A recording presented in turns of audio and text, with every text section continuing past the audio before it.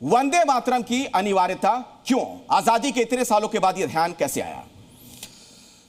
वंदे मातरम वो है कि 14 और 15 अगस्त 1947 की रात जब स्वतंत्र भारत अस्तित्व में आया और तब तक जनगण मन भारत के राष्ट्रगान के रूप में स्थापित नहीं हुआ था, तो वो जो फेमस नेहरू जी की ट्रस्ट विद डेस्टिनी वाली स्पीच है, तो वो कॉन्स्टिट्यूएंट असेंबली की बैठक किसको गाकर शुरू हुई थी?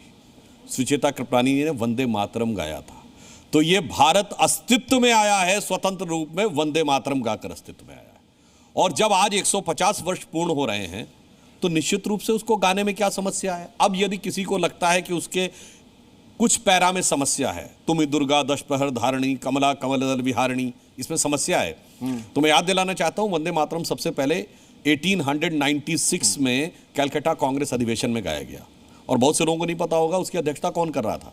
रहमतुल्लाह अहमद सयानी, बहुत बड़े इस्लामिक स्कॉलर थे।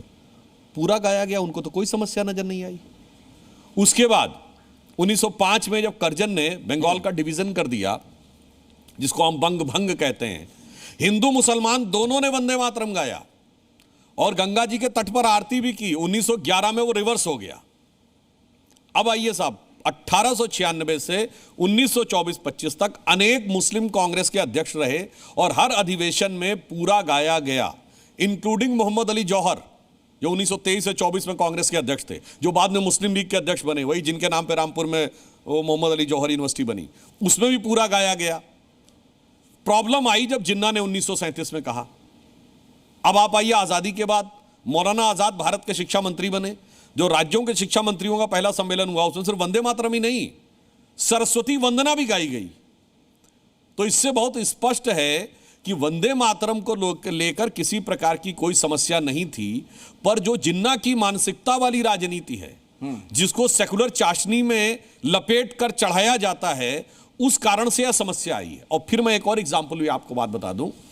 देखिए, दुनिया का सबसे बड़ा मुस्लिम देश है इंडोनेशिया, और इंडोनेशिया की जो अमेरिका में एम्बेसी है, यानी दुनिया के सबसे शक्तिशाली देश में, वॉशिंगटन डीसी में मैसाचुसेट्स एवेन्यू पे, अगर आप नहीं गए तो नेट पे खोल के देख लीजिए, वहां उसके बाहर उन्होंने 12 फुट की सरस्वती जी की प्रतिमा लगा रखी। किसने? इंडोनेशिया ने, जो दुनिया का सबसे बड़ा मुस्लिम देश है, ठीक। और उसके नीचे 3 बच्चे पढ़ते हुए बने हैं, और वो कहते हैं ये हमारा कल्चर है, मां सरस्वती की आराधना करने से हमारे मजहब के ऊपर कोई फर्क नहीं पड़ता। तो अगर दुनिया के सबसे बड़े देश के ऊपर कोई फर्क नहीं पड़ता है, यानी जो सबसे बड़ा मुस्लिम देश है उस पर फर्क नहीं पड़ता है, तो ये जो छुटके छुटके वाले हैं, इन पे क्यों फर्क पड़ रहा है, ये जरा सोचने की बात है। इस चर्चा को मैं आगे बढ़ाऊं उससे पहले दर्शकों की जानकारी के लिए एक तथ्य मैं रखना चाहता हूं।